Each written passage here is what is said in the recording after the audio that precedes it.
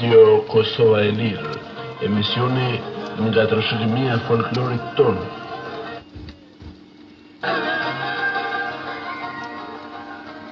Dëgjues të nderuar, në emisionin e sotëm do të kemi mysafir rapsodin e njohur nga Drenica, Durmish Kadishani.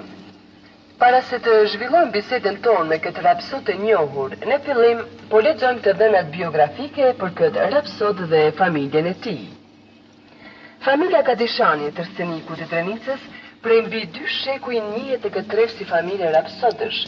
Tradit kjo e kultivuar brez pas brezi që nga kryefamiljari Selman Kadishani, për të cilën thuhet se ka jetuar 120 vjet, edhe i ka rënë lahutës, ka kënduar këngë krishnike dhe ishte ndër rapsodet e njohur të kohës së tij. Në këtë familje e kanë vazhduar pastaj traditën e folklorit edhe Zeneli, Musliu, Dervishi, Cufa e Rustemi deri në rapsodin e fundit që ende këndon edhe sot Durmishin.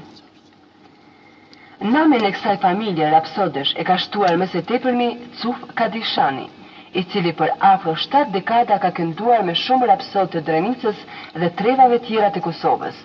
Më së shumti ka kënduar me rapsodin e njohur nga Drenica, Habib Kukiqin, me të cilin edhe u bë shumë i njohur.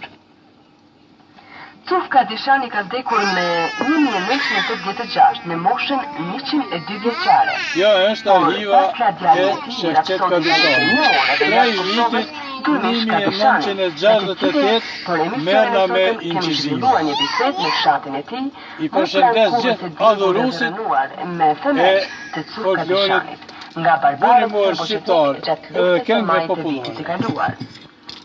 Para se të bisedojmë të dëgjojmë një këngë nga repertuari i krijues, i cili këndon së bashku me bashkëkëngëtarin Osman Glareva, nga Verboti i Drenicës dhe Habib Shala.